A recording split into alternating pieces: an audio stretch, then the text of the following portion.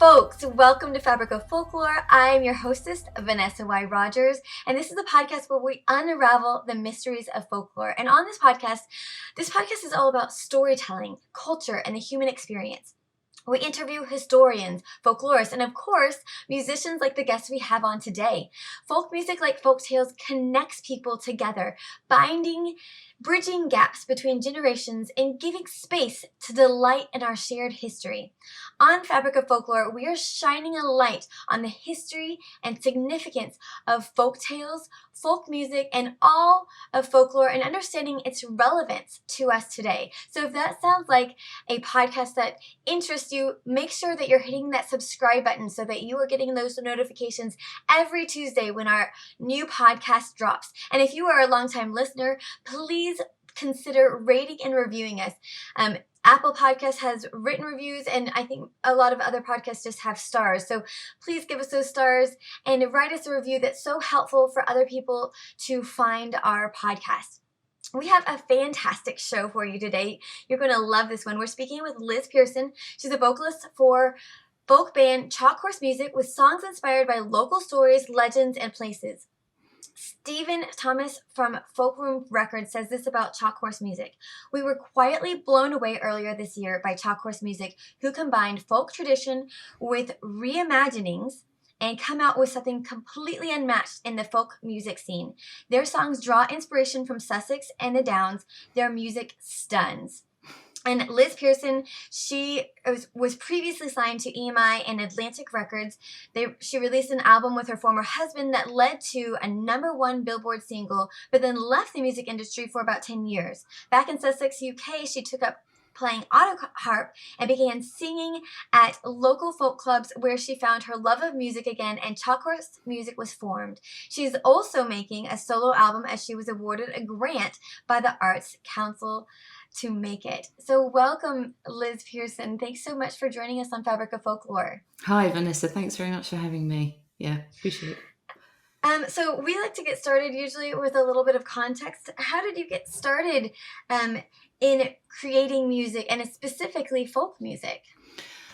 I think I started singing with my father when I was a child, very young. My father was a singer, and we just used to sing. Actually, we used to sing folk songs then as well, which I've been thinking more about recently because I also do a children's group.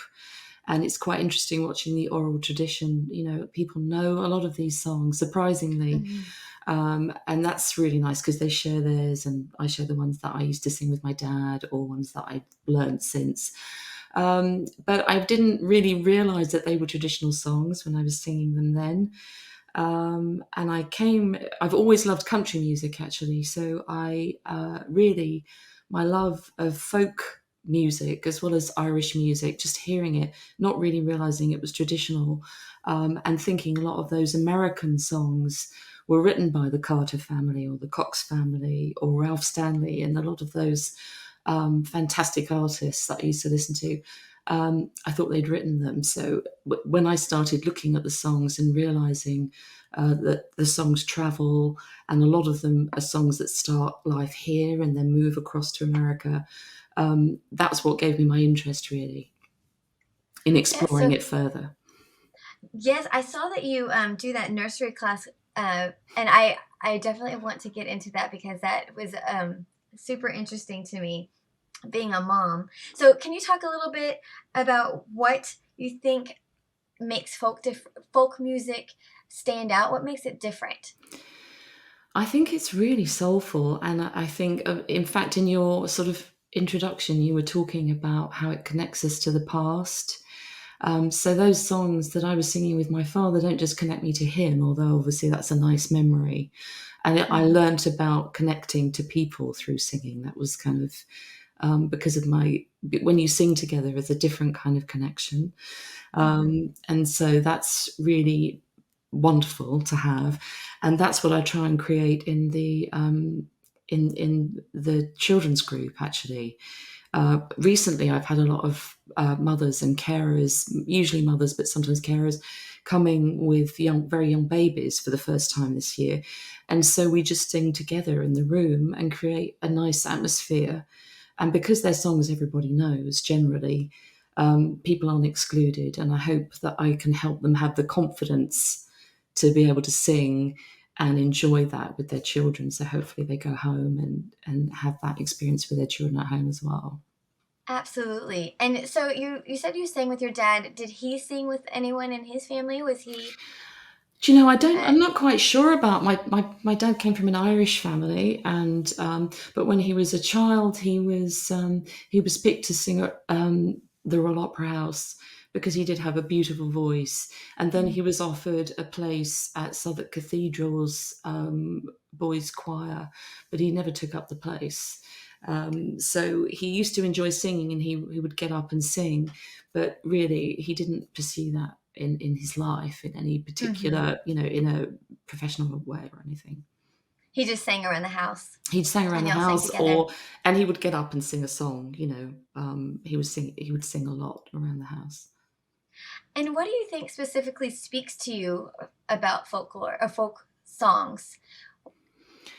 I think it's a little bit like folk tales, really, isn't it? They're magical usually. The sense that they're a voice. They connect us to ordinary people, which is what I like.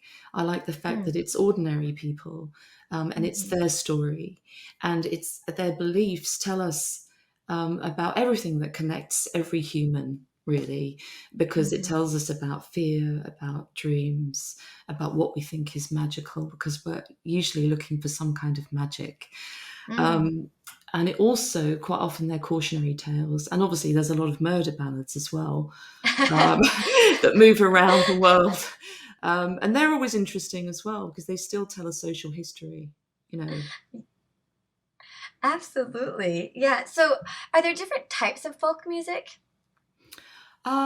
I suppose it depends how you define folk music. I think of probably reggae as folk music, and I think of Mhm, country music as folk music as well. But mhm, it can be in every genre in a way, I think, because it's about the human experience and about um, what connects us, I think, and about belief. So it just depends on the song, I suppose. Um, mhm, I mean, for a lot of people, traditional folk music is music of unknown origin, and mhm. that's kind of the basis of what makes it folk. Um, Depending on who you speak to. And did you study music? I didn't. I mean, I studied music at school, but actually, I didn't study music. I didn't have a formal education in music. I was a dancer as a child, and then I just joined a band and started singing when I was, like in the last year of school and high school, and that was my introduction really to kind of getting involved in music in my life more fully. And did you have vocalist training or did you just kind of train yourself? I just sang myself, and then I did have a bit of training when I later on, but really just through doing it mostly. And so why do you think it's important to keep folk music alive? Um, I think, well, I suppose I go back again to our sense of history, and Mhm, for me, for me, it is resonant today. It has meaning to my life when I listen to those songs. mhm, It definitely has a meaning. I really like learning about songs that were sung in the area where I live, and then mhm, seeing where they've travelled. So, for example, we do. There are a few songs that we do that I know the American version of as well, and so we sing. We play with the band. We play Turtle Dove, which was collected in West Sussex from a pub landlord. But then I learned an American version from Burl Ives, who wrote Big Rock County Mountain. I don't know if you know that, but anyway, yeah, I yeah, do. yeah, Yeah. yeah, yeah. So I learned the version, and I play that version when I go out on my own, um, just because I And love it so much, and and there are other ones that I play as well. Can you sing a little bit of the English version and the American version so Okay, what, the of different Turtle audiences Dove? can hear the difference? Yeah. Okay, well, I bought the auto harp because I'm a fan of country music and because I like Gene Carter Cash and Johnny Cash. But right, so the English version. Fare thee well, my dear, I must be gone. Leave you for a while. If I roam away, I'll come back again. Though I roam 10,000 miles, my dear, roam 10,000 miles. And the American versions got a completely different melody, but it's just as beautiful, really. Oh, can you see young little turtle dove sitting under the mulberry tree? See how that she doth mourn for her true love, as I, my love, shall mourn for thee, as I shall mourn for thee. Oh, fare thee well, my little turtle dove. Oh, fare thee well for a while. It goes on like that. And what is that song about? That's It's heart achingly beautiful. It's just, I mean, well, it just gets into your soul. that's why I love them so much. I mean, Yeah. it's a parting song, but I think also because they're almost in another language, because Mm, they're in a language from the past, but we can all understand that language. And mm, actually, the more the songs that you sing or the folklore that you look at, if you look at old texts, you start to become more conversant with it, and that's also really enjoyable. I mm, mean, like the cuckoo, I started singing the cuckoo because I love the song. And that's an English traditional song, but it's also sung a different version in America and Canada. And it's also sung here in Scotland and in Ireland, and again, you've got the two different versions. But then you look at the folklore, it has a specific link to Sussex because where I live in the UK, because children used to Welcome, folks, chant you folks. the Welcome to Fabric of first Folklore. verse, I'm your hostess, and Vanessa Y. Rogers, and this there's is a a podcast Huffle where we Cuckoo Fair unravel where the they mysteries release the of folklore. cuckoos And in the on this spring, podcast, and they still this do podcast is that. all about Um, storytelling, and culture, and the human so experience. We interview there's these historians, sort of folklorists, and traditions of that course, link into it. And musicians like then the guests we one of have my on today. favourite bits of Folk music, folklore like actually folk about the tales, cuckoo is connects that people people used to together, believe that the binding, cuckoo turned bridging into a gaps hawk between in the generations, winter, and giving because space they didn't to understand delight in our migration, shared and I thought that history. was so On sweet. Fabric of Folklore, we are shining a light on the history and significance of folk tales, folk music, and all of folklore, and understanding its relevance to us today. So if that sounds like a Well, podcast that well, do you know interests what? you, It's not make sure that something you're that hitting that still subscribe button gets so that you are getting chanted. those notifications every So Tuesday when it our goes, the new cuckoo's a podcast merry drops. bird. And She if you are a sings as she longtime listener, flies. please She brings us consider glad rating and reviewing tidings us. and tells us no Apple lies. Podcast has She written drinks reviews, the and I spring think water a to lot of keep her other voice podcasts just have clear. stars. So Um, please give us those stars and write us and a when you review hear that's so cuckoo, the helpful summer for other draws people near. So there's to lots of find our folklore as podcast. well We about have a how fantastic when you show hear for your you today. first You're going to cuckoo, love this one. We're you speaking should with turn the Liz money Pearson. over in your She's a vocalist pocket. for folk band Chalk Horse Music with songs inspired by local stories, legends, and places. Stephen Thomas from Folkroom Records says this about Chalk Horse Music. We were quietly blown away earlier this year by Chalk Horse Music, who combined folk tradition with reimaginings and come out with something completely unmatched in the folk music scene. Their songs draw inspiration from Sussex and the Downs. Their music stuns. And Liz Pearson, she was previously signed to EMI and Atlantic Records. She released an album with her former husband that led to a #1 Billboard single, but then left the music industry for about 10 years. Back in Sussex, UK, she took up playing auto harp and began singing at local folk clubs where she found her love of music again, and Chalk Horse Music was formed. She's also making a solo album as she was awarded a grant by the Arts Council to make it. So welcome, Liz Pearson. Thanks so much for joining us on Fabric of Folklore. Hi, Vanessa. Thanks very much for having me. Yeah, appreciate it. So we like to get started usually with a little bit of context. How did you get started in creating music, and specifically folk music? I think I started singing with my father when I was a child, very young. My father was a singer, and we just used to sing. Actually, we used to sing folk songs then as well, which I've been thinking more about recently because I also do a children's group. And it's quite interesting watching the oral tradition. You know, people know a lot of these songs, surprisingly. And that's really nice because they share theirs, and I share the ones that I used to sing with my dad or ones that I've learned since. But I didn't really realize that they were traditional songs when I was singing them then. And I've always loved country music actually. So my love of folk music as well as Irish music, just hearing it, not really realizing it was traditional, and thinking a lot of those American songs were written by the Carter family or the Cox family or Ralph Stanley, and a lot of those fantastic artists that I used to listen to. I thought they'd written them. So when I started looking at the songs and realizing that the songs travel, and a lot of them are songs that start life here and then move across to America, that's what gave me my interest really in Yes, exploring it further. yes, I saw that you do that nursery class, and I definitely want to get into that because that was super interesting to me, being a mom. So, can you talk a little bit about what you think makes folk music stand out? What makes it different?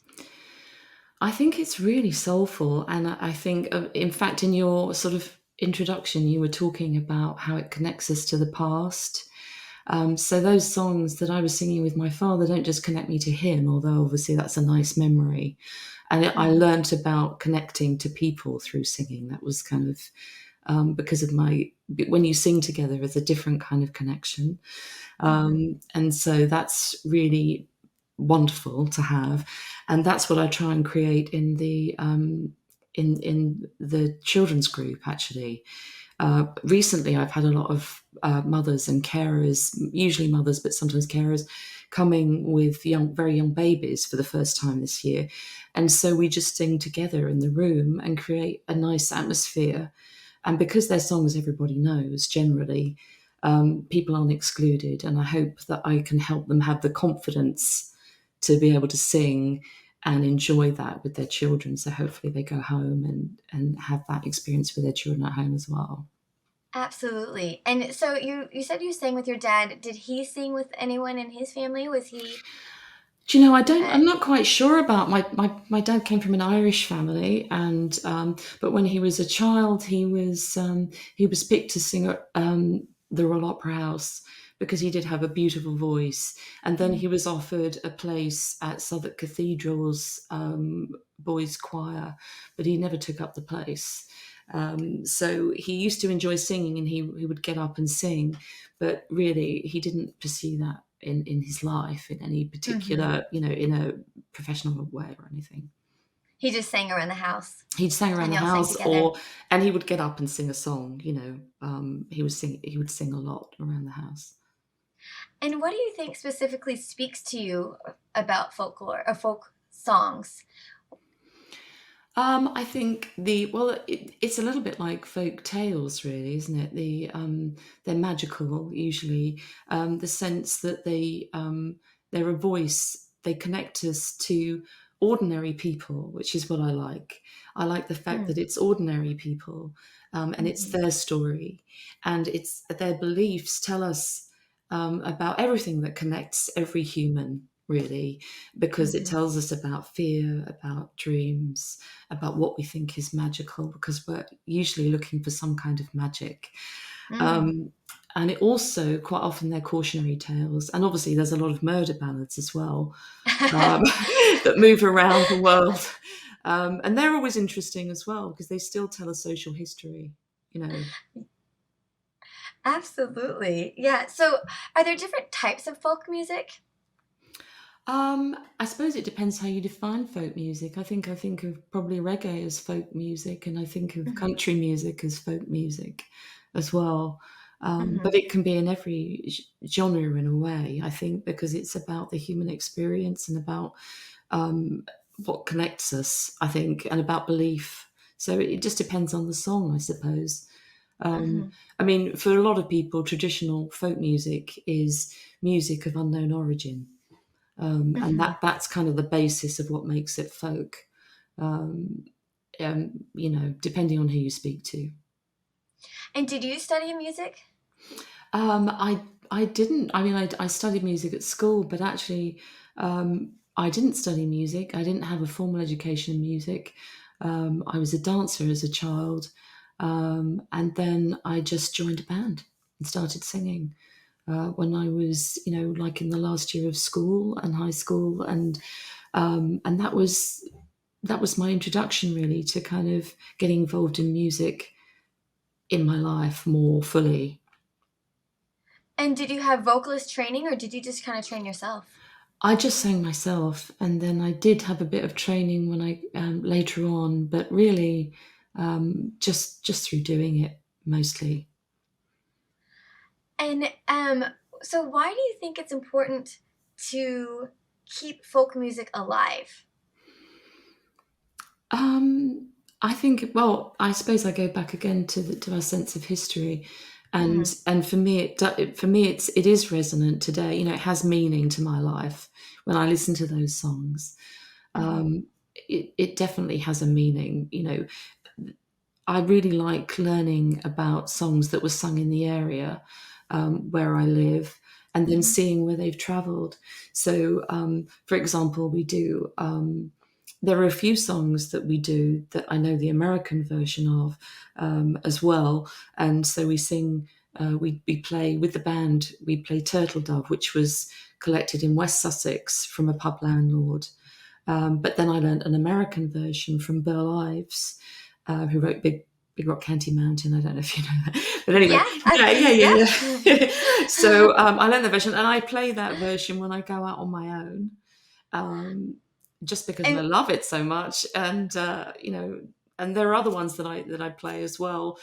can But you sing a little bit of the English version and the American version so okay, the of different Turtle audiences Dove. can hear the difference? Yeah. Okay, well, I bought the auto harp because I'm a fan of country music and because I like Gene Carter Cash and Johnny Cash. But right, so the English version.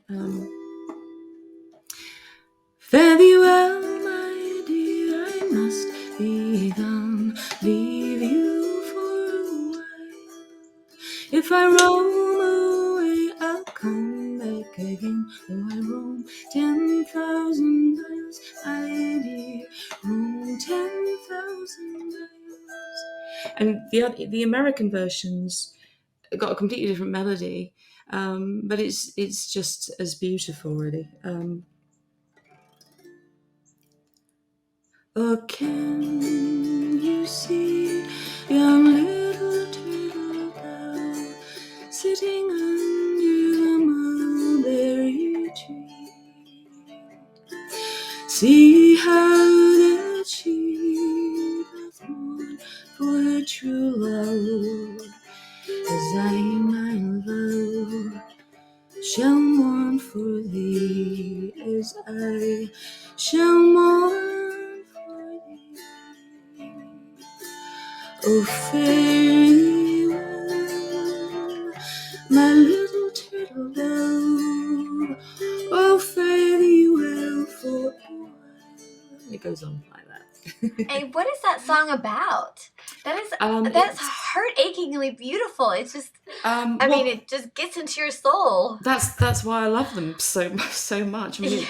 it's a parting song, but I think also because they're almost in another language, you know, because Mm, they're in a language from the past, but we can all understand that language. And mm, actually, the more the songs that you sing or the folklore that you look at, if you look at old texts, you start to become more conversant with it, and that's also really enjoyable. I Mm. mean, like the cuckoo, I started singing the cuckoo because I love the song. And that's an English traditional song, but it's also sung a different version in America and Canada. And it's also sung here in Scotland and in Ireland, and again, you've got the two different versions. But then you look at the folklore, it has a specific link to Sussex because where I live in the UK, because children used to chant the first verse. And there's a Hethel Cuckoo Fair where they release the cuckoos in the spring, and they still do that. And so there's these sort of traditions that link into it. And then one of my favorite bits of folklore actually about the cuckoo is that people used to believe that the cuckoo turned into a hawk in the winter, because they didn't understand migration, and I thought that was so sweet. That it just like shape shifted. That's amazing. And and so when children are doing these chants, are they doing like a game with it, like like with their Well, hands well, do you or? know what? It's not something that still gets chanted. Oh. It goes, the cuckoo's a merry bird. She sings as she flies. She brings us glad tidings and tells us no lies. She drinks the spring water to keep her voice clear. Um, um, um, and when you hear cuckoo, the summer draws near. So there's lots of folklore as well about how Mhm. when you hear your first cuckoo, you should turn the money over in your pocket, or for luck, and things like that. So there's lots of it. So I think there Yeah. must have been more cuckoos around in the past, because you rarely hear a cuckoo here now.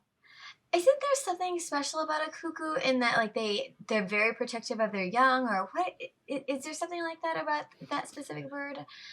Is that the one that like no, that's the quail who leads someone off with it acting like they're injured.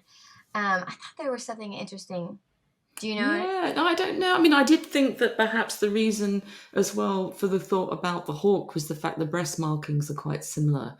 Mm, But I don't know specifically about the character of the bird other than from mm. the song. Yeah. All right, so tell us a little bit about Chalk Horse Music. Tell us about your band and what makes it stand out. Okay. Well, I don't. We. Well. Um, I've been making music with Darren, my ex-husband, who was in my band when I was signed to Atlantic and Mhm. Warner's, and so really we've kind of continued doing what we do, in a way, but what the folk music kind of informs what we do. I mean, I don't know, I don't really sound particularly like a folk singer, um, traditionally, I suppose, but I love the songs, and so I like singing them, and again, the folklore feeds into what we do. I found, I went back to uni and I was doing music production, and while I was there, I started the project. Um, and so I went to the library, and the first book I found was, I've got it out to show you, The Folklore of Sussex, by Oh, Jacqueline cool. Simpson. And so that started me on my journey, and I started reading it, and I just was so taken with the links to the music and just everything really in it. And then I looked at Jacqueline Simpson, and I found that she had written lots of other folklore books. She started her career in folklore, um, in Icelandic folklore, so she started with that. But then also she was the folklore expert for Terry Pratchett. So she wrote The Folklore of Discworld with Terry Pratchett, and she's written lots of books about British folklore, about the folklore of pub signs, British dragons, all sorts of things. So I tried to hunt her down. Yeah. And you're working with her now? Well, yeah, I should be in the next month or so. I've met her before, um, because I knew that she was a member of the Folklore Society in the UK. And they have a legendary weekend every year. I drove for what in England is quite a long way to an event they had in Chipping Norton, which is the other end of the country. Well, not the other end of the country, but it's quite a long drive. How long is the long drive? Oh, I don't know. I can't think now because it was a few years ago that I went, but 4 or 5 hours, I suppose. 4 hours, maybe. In Texas, that's a short drive. Yes, I'm sure it is. I know Americans have a different. For me, that's a long way. Anyway, so I drove there and I had a lovely weekend with the Folklore Society. It was an amazing event. I'm going again in September this year. But Jacqueline Simpson wasn't there. She was no longer traveling because of her age. And so Okay. I've been to her home and interviewed her about Sussex, about the Sussex book and some of the Sussex stories. And I've given all of that audio to the Folklore Society, so they have that. And then they wanted some more personal memories for her because she's in her 90s now and she's confined to home. And because I've met her before, they've asked me. So I'm going to go and meet her. And that is a short drive. That's like a 40-minute drive away from my house. So I'll go and see her, I think, over a series of weeks because of her stamina. And we'll get some personal memories of her life in folklore and her life with the Folklore Society. So that'll be nice. It just sounds like such a great project. It's really nice. I feel really pleased to be doing it because she's a really interesting person and she's also got a sense of, she's quite mischievous. And so she's got a very dark sense of humour and she's an amazing woman. So I admire her. You know, I'm a fan. Yeah, well, I can't wait to see. Are those interviews, will they be on camera or will they be just audio? No, they'll just be audio, I think. Well, they will be audio, yeah. They'll be audio because she's confined to her bedroom now, so I didn't really want to intrude. So it'll be like that. And I don't know what the Folklore Society will want to do with them, but really that I'm doing it for them, so I don't know what they'll do. I'm sure they'll be happy to share them with people. Yeah, absolutely. That she just sounds like a wealth of knowledge as well as a great personality. Yeah, she is. Yeah. So going back, we were talking about your band. Can you tell us about your band name?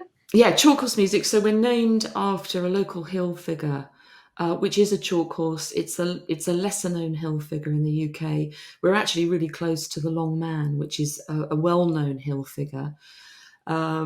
But everybody was using the Long Man. And I love the chalk horse. And it's on a beautiful drive out in the country. And there it is on the hill. So we're named after that. What is a chalk horse? Oh, okay. It's a figure that's carved into a hillside and the hillside is chalk. So if you dig away from the grass and the earth, the chalk is exposed. So you can make patterns into the hill. So that's a hill figure. And the Long Man has been there for a long, long time. But the chalk horse has been there less time, so sort of 1800s. But the Long Man's been there for generations. And do we know who were the designers of the sculptures in the side of the hill? No, we don't. Even though the chalk horse is quite modern in comparison to the Long Man. The Long Man's been there for a long time. There's lots of different theories about why the Long Man is there. There's a priory at the bottom of the hill, and we're not sure if that's connected. They think it might be connected, but there are lots of different thoughts on that.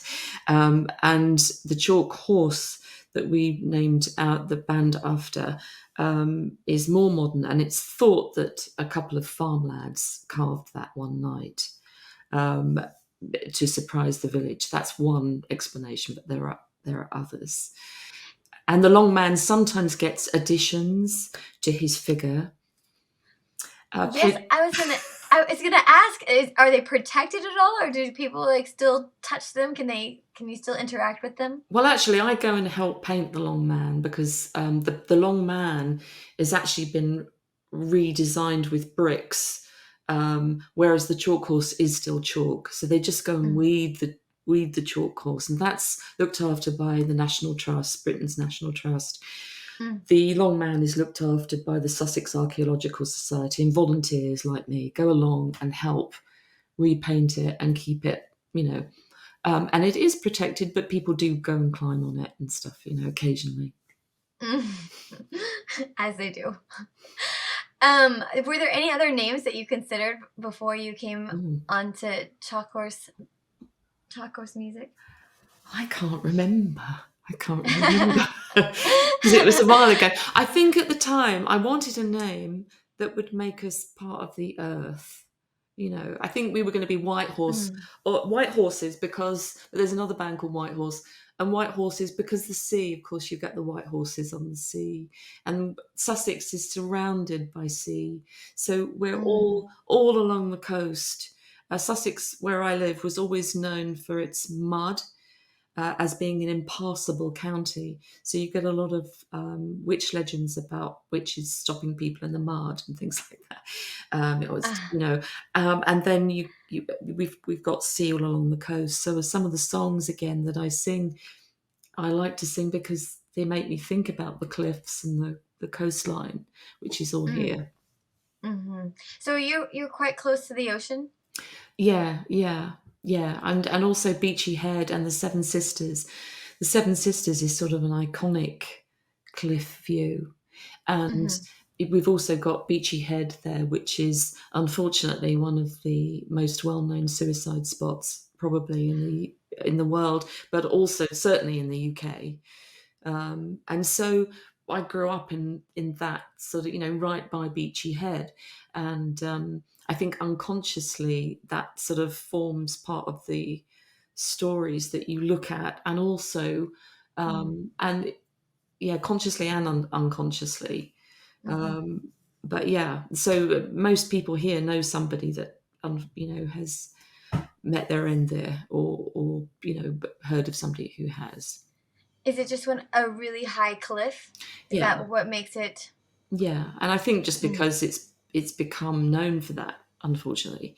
But you've also got the Seven Sisters, and if you walk down the hill by the Cuckmere Valley, which is the Cuckmere Valley, is where the horse is located. So the horse overlooks the Cuckmere Valley, and there's a river that snakes down. We call it the Snake River because it does wind and bend down to the sea there, and it's a wonderful place to swim. It's about a mile from the road, but it's nice to walk there because it's quiet in the evenings, even during the summer, although it's popular. In the morning and the evening before the coaches arrive, it's a brilliant place to swim. Oh, so you can go swimming. Is it cold? It's really cold, and I swim all year. Do you? I Oh do. My goodness. Yeah, but in the winter, people always laugh when I say this, but in the winter, you don't feel cold when you come out because your skin's numb. Yes. You're already ice, so you just feel like you don't change. But actually, it gives you a really amazing natural high because it makes you feel really calm. I think Tony Robinson, he's like he did that video, that documentary, I'm Not Your Guru. He's like a inspirational leader type person. He says that he jumps into a cold body of water every single morning because it's so rejuvenating for your soul and really like gears you up for the day.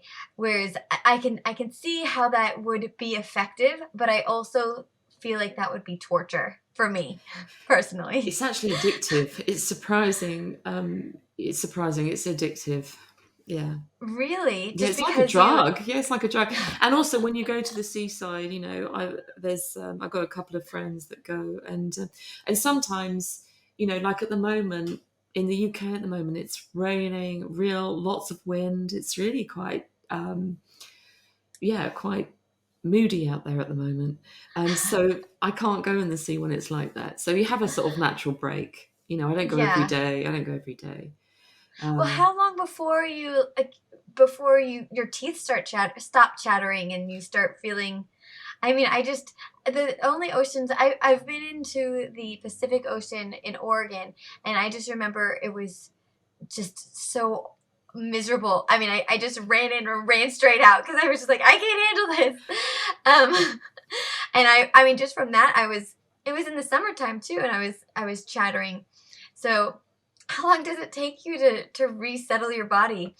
Actually, yeah. Sometimes I sit at the side and I think, oh, it just looks awful, and I get in, and then, then I think, actually, this is really nice. But I think what happens is, for me, it's always my heart that leaps. My Hmm. heart leaps as I go in, but then, my teeth don't ever chatter actually, apart from in the winter when I get out. It's when I get out. You have to Hmm. watch how long you stay in, because all the time you're thinking, actually, this is really nice. You think, hopefully, I don't hopefully think I'm that not. would. Trust No. me. Come in, Vanessa.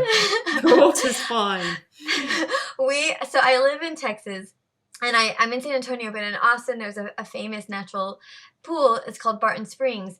And so because it's spring water, the water is year round very cold. And we're in 100 degrees Mm. weather, so it's very hot right now. But even that, like, I can't, even when it's like a million degrees outside and I go in, I am still like, "Ugh." I just I don't like cold water, and I don't end up even staying in Barton Springs when it's 100 degrees outside because I just can't handle it.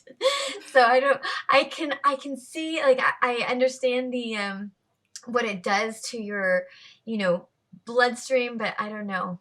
I just don't think I could do it. I actually find it harder in the summer, weirdly. I don't know. Don't know why. Interesting. Well, maybe that would make a difference. Maybe I'll try doing freezing weather when freezing weather and freezing cold pool water. Okay, so let's talk a little bit about how your music making process works. How do Right. you get inspiration? Right. Well, I think that was the thing. I think I found that I really enjoyed looking at other people's stories. And yeah, so um, unconsciously, I think I was drawn to women's stories really Hmm. initially. So there was a witch legend locally, and that always struck me as um, really their stories about being other or different. A lot of the witch Hmm. stories, aren't they? So that interested Hmm. me, about people being hounded really for being different. So that was a story about Nantuck, and we do know that she did exist. And when I was looking into history, I just got so excited actually about going to where she was supposed to have lived, and there's still a tuck lane, and people still report having seen a ghost running down that lane away from the Can you villagers. tell us? Can you Well, the tell us the story story of of Nantucket? her story is that she was a woman from Rotherfield in Sussex, because I live, that's where I live, and I was looking at, um, and she was pursued for. There are lots of different versions of the story, which isn't unusual. Apparently, Jacqueline Simpson said to me, actually, she said, "I love it when there are lots of different versions because it tells me that the story's been circulating for a long time." Hmm. So there are different versions. One is that she poisoned her husband, um, and another that she was just odd, really, and that Hmm. she was pursued by the villagers and she ran from them. And in one version, she tried to seek sanctuary from the church, but because the story went that if you could get to the church and get sanctuary, then you would be absolved of sin. Um, so she was turned away from the church, or she didn't manage to get there. And then one story says is that she disappeared in the forest, and that uh, nothing will grow, which is also quite common, a folklore story. When somebody dies in a place, that either nothing will grow or that you can't wash away their blood. That's another common theme that seems to come Hmm. up. So you can't wash away a stain, it just keeps Hmm. reappearing. But in her case, it was that nothing would grow. And in another version, she was hanged by the villagers. You know, so that was one about her. And then, but I really, really felt excited about looking at her story and going there and going to the woodland and doing a video. And I, it was just a lot of fun to become immersed in that. And then another story I did was I wrote a murder ballad actually. So in the style of a murder ballad, about a murder that happened here that was really quite gruesome, so I won't get into the details, but just tells the story of a woman from the 1920s that was a national news story. Called Emily Kay. And then I wrote one, Telling of the Bees. That was about the folklore practice of telling the bees, which I'd read a little bit from Jacqueline Simpson. It's only a couple of lines. I don't know, do you want me to go on with that? Or... Yeah. Oh, okay. Okay, it was just a couple of lines. And the Telling of the Bees actually came into the news last year in the UK because when the Queen died, the Queen's beekeeper told the bees about the Queen's death. And so a lot of people got interested in this old practice again. And so you might go out to your bees and knock on the hive and, little brownies, your mistress is dead, or something like that. And cover them with a black cloth to show that somebody had died. Or you might take them a bit of Christmas cake, wedding cake, or christening cake, or something for a celebration. The idea being that you included them in the family, because if you didn't, they might fly away. But it's not so odd, I don't think, that you would talk to livestock, really. Right. No. Yeah. I mean, if you're working with them every day, I would imagine that it would be a natural practice for you to just, want to chat along. Yeah. And you can also see how superstition would become attached to that over time, I think. I mean, I'm certainly subject to that in my daily life, my own superstitions, and I think we all have these little things that that have to go right, or or we don't feel right in our lives, something lucky that we have. Yeah, it doesn't make any sense and you don't care. Exactly, but you just have to have it. So that kind of came out of that, but also that Telling of the Bees was also about a woman who died locally, and her mother was a beekeeper, and so she was I don't really mention her in the song, but for me she's at the heart of the song, because she was she was a freedom fighter, and so I admired her integrity, and so it was hidden in the song, but she's there for me. Would you like to sing either one of those songs for us? Oh, I don't know. Hang on. Let me just think which one I can do, because I usually do these with the band. Which ones did I mention? I mentioned. You said Nantucket, Telling the Bees, and also the Murder Ballad. Okay, I'll have a go at Emily Kay, but I haven't played this for a long time, so. Okay. If you forget the lyrics. Maybe I'll do the bees. Maybe I'll do the bees instead, because yeah, I have to think how this goes as well.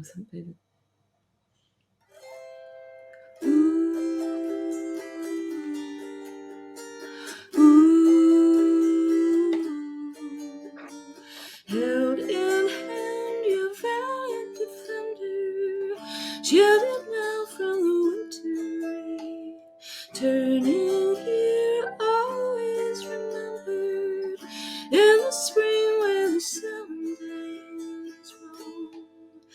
Tell the bees, tell the bees, please, tell the bees. Ooh, ooh.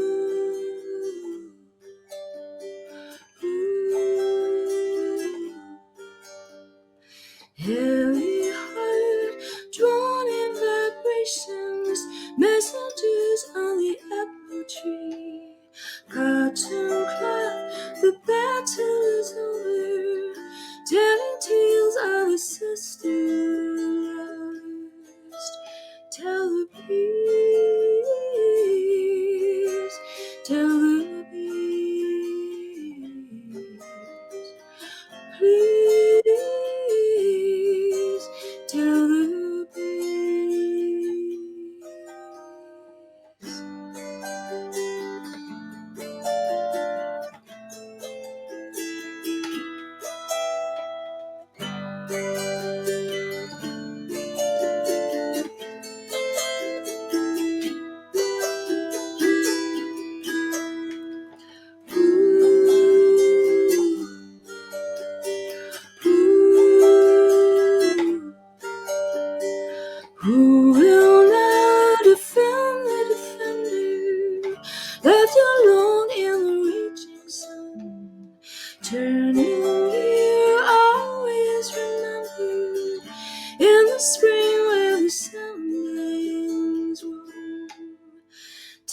Please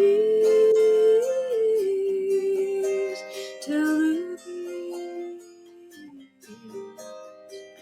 Please tell the breeze. Telling of the peace of the breeze. Please tell the breeze. Ooh, ooh, ooh.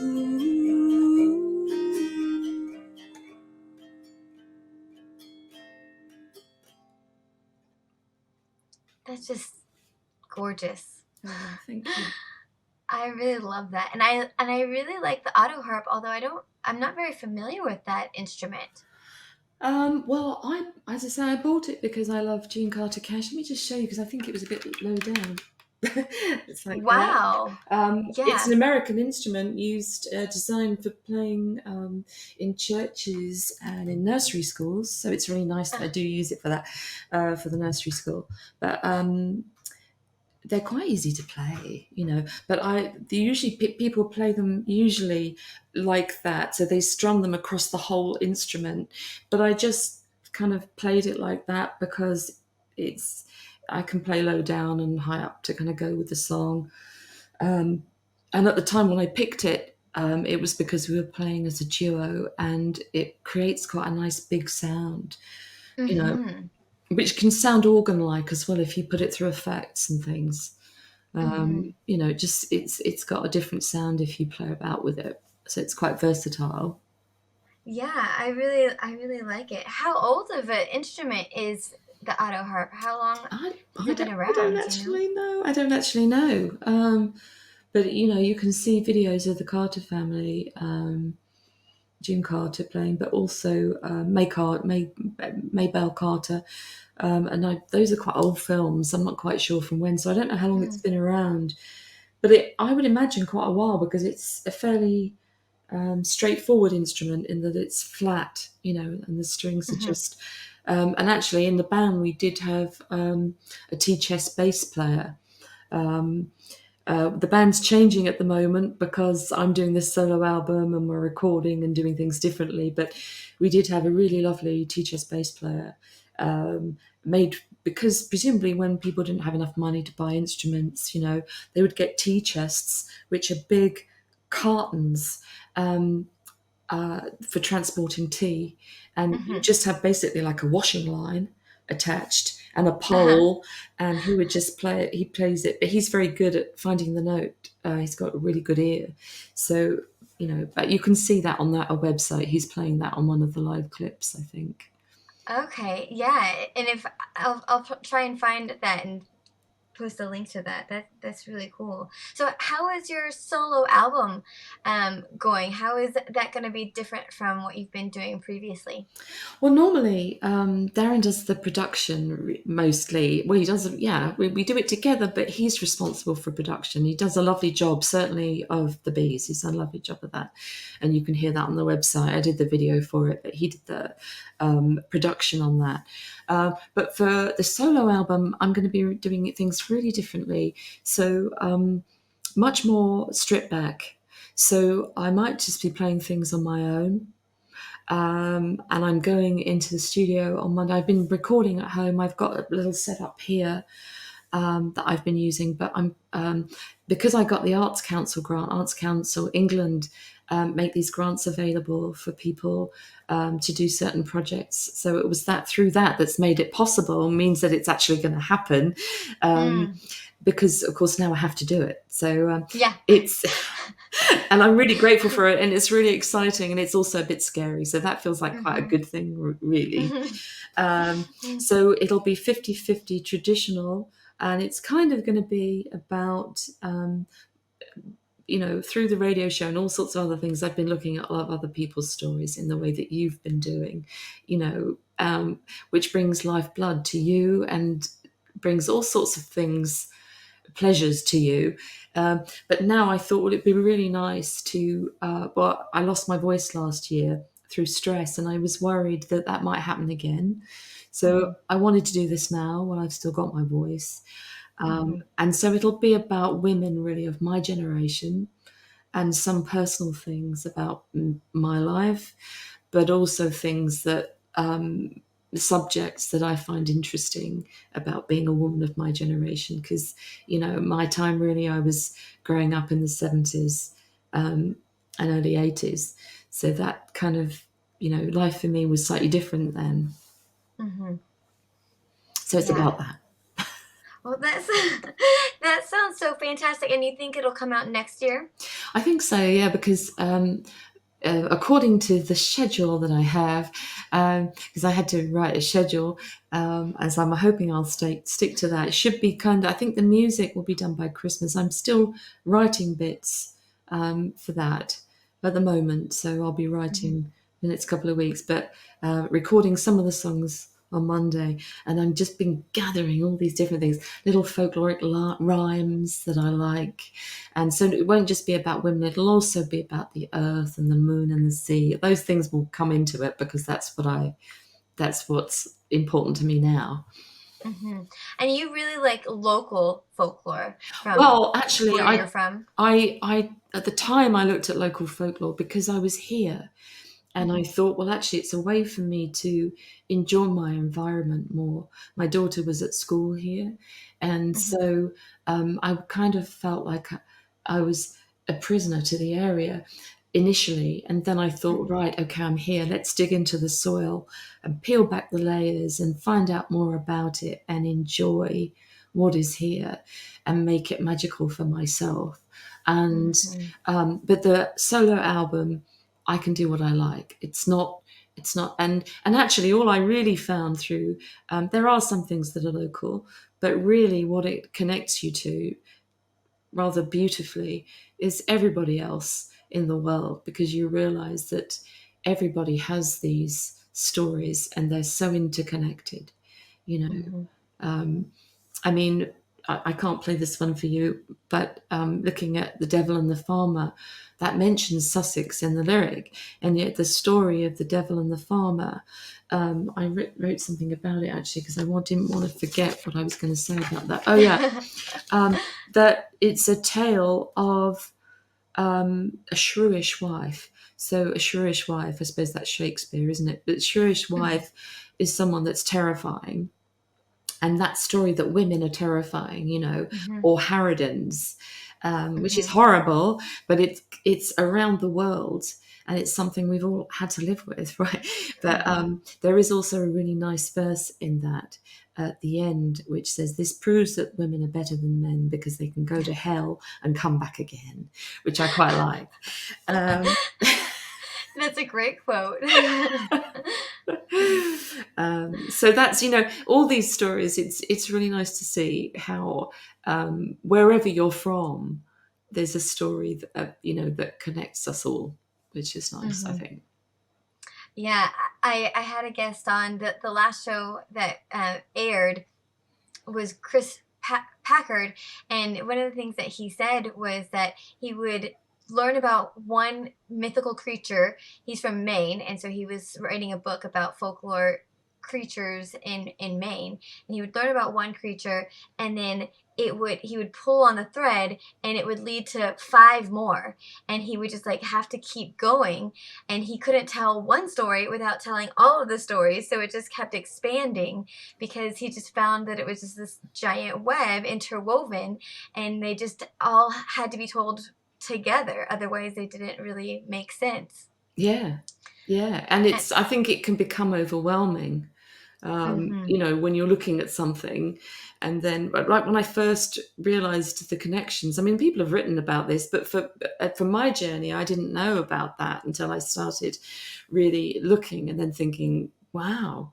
oh wow, mm-hmm. and just finding exactly what you've said, really. And Yeah, you know it does become overwhelming, I think. yeah, but It it's really also does. really beautiful to see how it's all connected. So I really I'm enjoying that element of folklore. Can we talk a little bit about your nursery rhyme class? I want to talk about how you got into that. I'm just trying to think how I got into that. Um, I think probably, I think I just wanted to do it. I wanted to look at the oral tradition, Mhm, and I want to stay in touch with that age group. mhm, And also, I'd been part of a threshold choir, which is singing for people that are very sick. Um, and so it feels to me really nice to be connected to, every age group in your life, in mhm, different ways. And the mhm, threshold group was really beautiful and really powerful to be part of, not just for the people, but also for the women or people that were doing it together. In this case, it was all women. Now, so when I went to the nursery class, I just went to a local cafe where I know that they have a lot of families there, and I know they're good people because they have a lot of art things on. And then when we had the COVID crisis, for example, they opened up their cafe to to children that didn't have free school meals, which we get in mhm. the UK. So they were doing that, and so I knew they were good people, and I went to them and said, "Can I put on a class here?" And she said, "Yeah." So that's how it started, and I've been doing it for a couple of years now. So I'll be going into the third year in September. Um, So is it weekly or how it's frequently? weekly and term time that I do, and sometimes I do one a week, and sometimes I do two a week there. Um, and I've learned to be confident with holding that now. So it's really And nice. what age group I'm of children come? right. So I'm doing preschool, and so it can be anything from baby to sometimes older children come, but usually it's just the preschool group. So preschool in the UK is up until 5 years Mhm. of age. So it's quite a varied age group, really. And what kind of songs are sung in this folk nursery rhyme class? Right, so we do traditional rhymes, and so what do we start with? So we always sing a hello song. I do three different hello songs actually, and I Mhm, take some from the Steiner classes as well. My daughter went to Frobel, which is very similar to Steiner, when she was young. In fact, she did it up until she was age 11. Um, so quite late. But usually it's well, Steiner goes up to, you know, 16, 18 actually, but her school went up to 11. So I take some from that, and we might do things like wind the bobbin up, which is interesting because most people don't sew anymore. I mean, and mhm. it's a sewing song, but everybody knows it. Everybody knows that one. And then we might do my bonnet. We don't. That's Don't not you? Oh, unfamiliar. okay. Well, it's a sewing song. And then we might do one that I used to do with my dad, which is My Bunny Lies Over the Mhm. And you know that one? Yeah. Yeah. Yeah. Well, so we do that. And then we might do the Sky Boat song. Speed, bunny boat, like a bird on the wing. Over Oh, the, yeah, yes. sailors cry.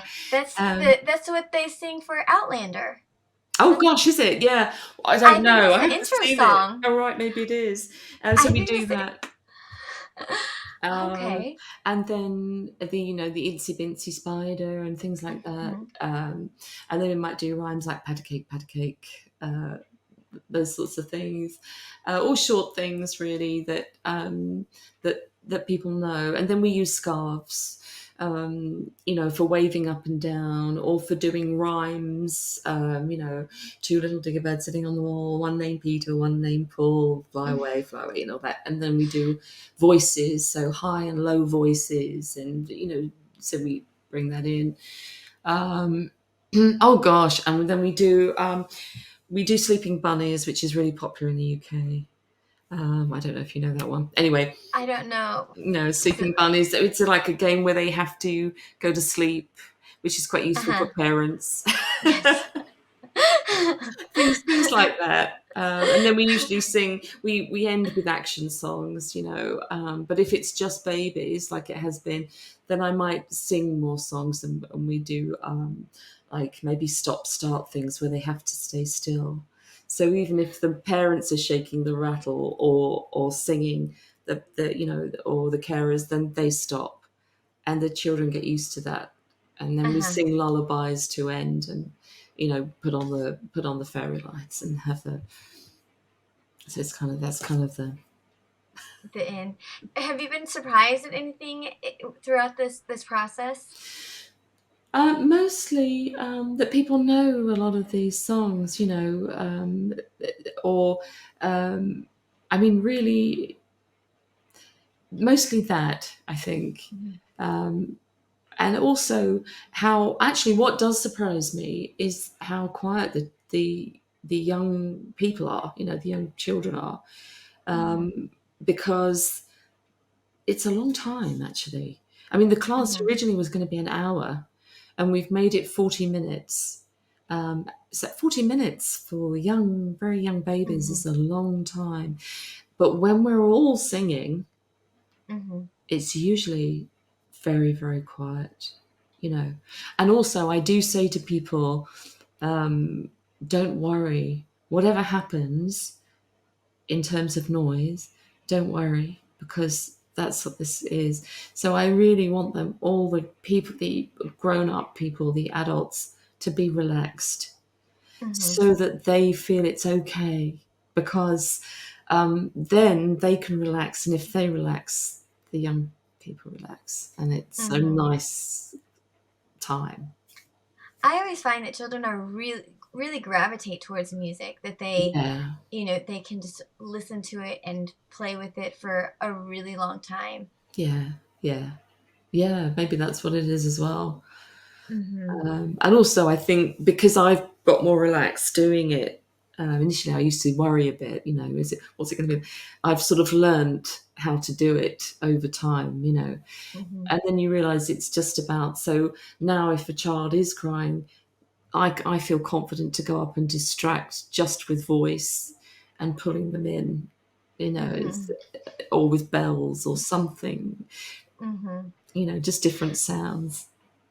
And what benefit do you see for children to learn folk music?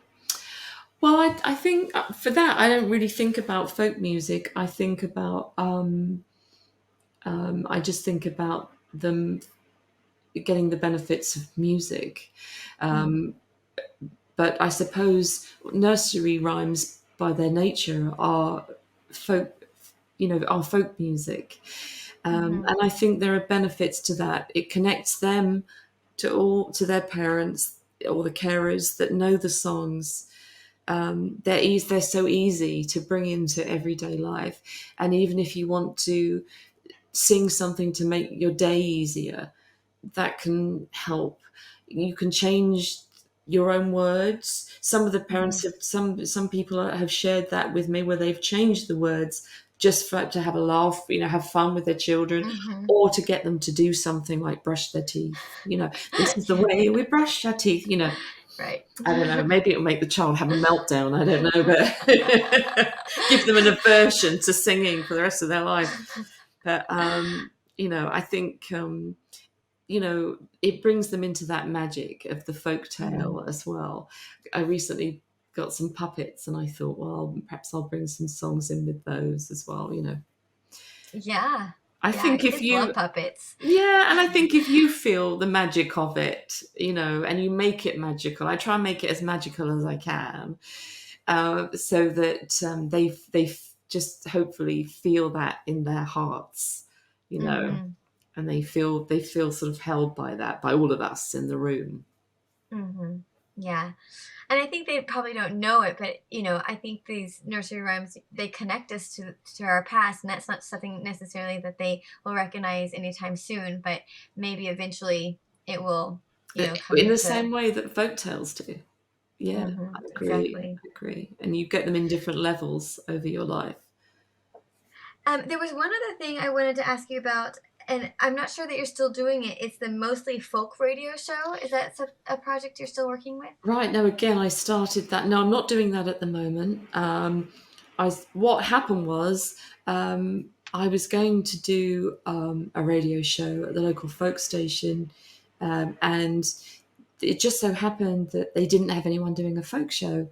So I said, okay, well, I'll do the folk show.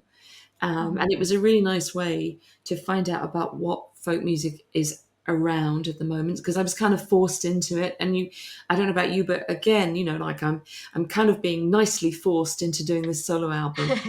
And it was the same with the radio show. I kind of had to keep on looking around and making these new discoveries. But then over time, I became more and more interested in traditions and customs and legends. And so I was seeking out those people. And that really, yeah, just for my own benefit. And I would just really talk to people sometimes, just whatever I came across. So, like, one time I went to the priory at the bottom of the hill where the Long Man hill figure is, and the priory only opens one afternoon a year. And I went in and I managed to find someone to tell me about the priory. And then there was someone else making Georgian period jellies from scratch, and she just talked to me so I could include that in the show. It was just a lot of fun to do. And sometimes I might, then I went to a windmill, which is only open on a Wednesday. There's a lovely little walk, and this amazing windmill with a newel post from the 15th century, and they told me about that. And that was featured in a TV show that was a magical sort of TV show when I was a child as well. So all these little links, it was just great fun. It was just brilliant fun to do, just as it enhanced my life. And that's kind of why I do all of it, really. And I stopped the radio show just because I just don't have time with the Arts Council. I wanted to concentrate on that. But maybe once your solo album is written and produced, it might be something that you come back to. Yeah, and there's now another folk show on the station. They've said I can go back and still do it if I want to, because it's got a different character to the other folk show.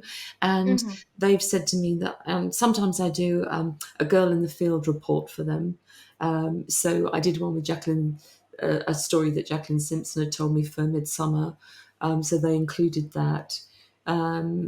One that I knew about, but with her telling it, it's nice to hear it in her voice. So and I've got a sort of catalogue of things that I could go back to and kind of reinvent or look at in a different way, which is what you may end up doing with the huge amount of material that you're collecting. Yeah. You sometimes go back with a different eye or a different ear, and you think, I can include this in that because, you'll just, bring it out in a different format or something.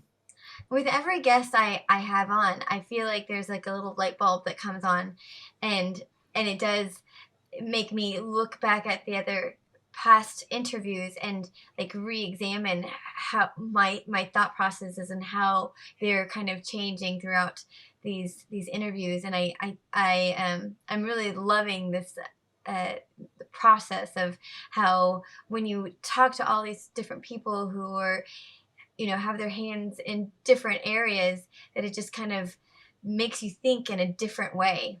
No, it does. And it becomes, for me, it was like a lifeblood, it just felt like a food. It was great because when I wasn't doing the radio show, I was making a video. And when I wasn't making a video, I was maybe thinking about a story for the song or something. And then when I wasn't doing that, I might do some other little film thing so it's just a lot of fun. And so the music videos, you're the videographer? Yes, sometimes and sometimes not, but I always put the whole thing together. So like we did a song called Hidden Beach, which was all about the underwater part of the coastline. So it's really more of a track, an atmospheric track really, than a song as such. But on that, I found some footage that a local Sussex divers had taken out this guy for a dive. They're a boat company, and this man, I'm going to say Riley because that's what he was called on YouTube, and I found his video on YouTube. I said, can I use it? And he said, yeah, that's fine.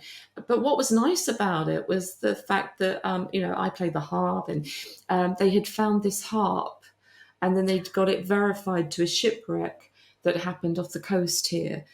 So it brought in that it was Yeah. nice for me because it had this connection, and it was nice for them. I think for him, he felt nice that we made the music, and so yeah, and I enjoyed putting the video together with Hmm. his footage, and then I got some footage of a storm that happened at Berlin Gap, which is a lovely place where I love to go and swim. Again, you can see the Seven Sisters from there. They're called the Seven Sisters. There are 7 cliffs that do this, and that's why they're called the Seven Sisters. Oh, okay. Sorry, yeah, I'm not thinking that you're not local, so you wouldn't know that. Um, No. well, and the cliffs are white because they're constantly eroding from the sea, and they're constantly falling into the sea. So bits are falling from them all the time, Oh, which is why they stay white. So they have steps at Berlin Gap Beach where you can walk down, but it's a fantastic place to go and look at in a storm. And you get all this foam that comes up like snow and flutters everywhere. So it's very beautiful. wow. It's very beautiful, but also very moody, which I love. Walking Yeah. walking there when it's really crazy is just so lovely. So is there a legend around the Seven Sisters? Well, there are a few along the coast. I mean, actually, it's a smuggling coastline. So, for example, at the Cookmere, where I mentioned earlier, where I go to swim, where you walk down, it's just a little bit further, the other side of the Seven Sisters. You used to be able to get down onto the beach there, and so smugglers would put lights on the cliff to try and lure ships. And there were all sorts of legends about the smugglers because they would try and keep people away from the cliff as well, everybody else. So they would make up stories about ghostly dogs or, the witch hounds. Um, and so on the one hand, they'd be trying to lure the ships onto the rocks so they would lose their load and they could get or they'd be looking for ships to land so they Uh-huh. could get gin or whatever it was and take it to the local. There was one where they used to take the gin to from Crowlink to Jevington, and that was known as Crowlink Original. um, so yeah, so it's a smuggling coast all the way along here, and lots of Okay. legends about smugglers, and of course terrifying gangs, of smugglers. Wow. I suppose How a little fascinating. bit like your cowboys, I don't know. But gangs around here. That's the closest we Yeah. get to the Wild West. Is the smugglers of the South Coast? Yeah, Yeah. How fascinating. So, I did want to ask you, the folk radio show, are people able to access those records or like yeah. listen to the It's past it's all episodes? on Mixcloud under Chalk Horse Music, and at the moment it's still all there. Um, Various shows. I think I've spoken to a few. I did speak to a folklorist, Dee Cheney. A lot of it is local, which may be less interesting to people, from a different part of the world. Hmm. But some things maybe. I mean, I spoke to. Sometimes I'm speaking to artists. I spoke to Lee Miller's son and granddaughter, Lee Miller, the photographer. I don't know if you know her. I think they're making a film about Lee Miller, so she may become more well known Mm, because I think Kate Winslet was going to play Lee Miller. I don't know if it's still happening, but anyway. mm, But they live locally, and Lee Miller lived here. She was a well-known photographer and model and a muse of Picasso. So things like that as well. hmm. How cool. Well, is there anything that we missed I that don't we think didn't so. talk about? I don't think so. I don't think so. I think we've covered everything. Yeah, I think All we've right, well, covered everything. fantastic. Oh, I so appreciate you coming on our oh, show and enlightening our listeners on your beautiful music and the legends around your area. thank you for having me on. If anybody wants to look at the music, it's chalkhorsemusic.com. I think that's the only thing. But thank you so much, Vanessa. I was a bit nervous about coming on, but you've been made me feel relaxed. So Oh, good. I'm so glad. Yes, and all the links that we talked about, you can send me and we'll post up on our website, which is www.fabricoffolklore.com. So okay, this, all the show notes will be there, as long as, along with the links and any pictures of your band and things, we can post up there too, so people can get an idea of, and videos as well. So it'll be a one place shop so that people okay, can find everything about you.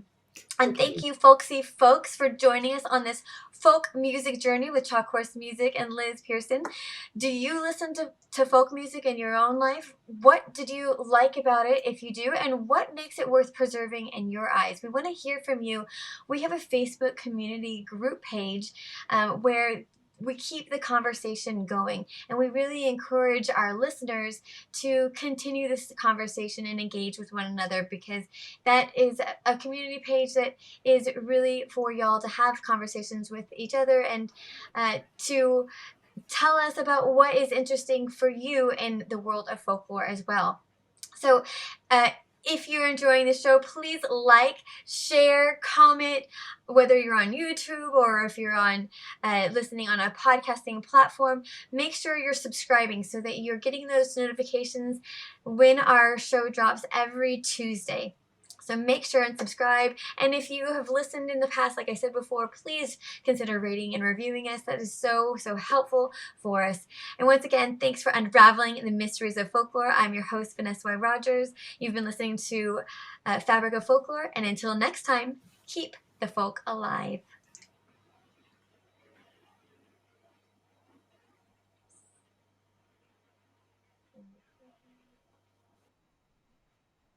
Next time, keep the folk alive.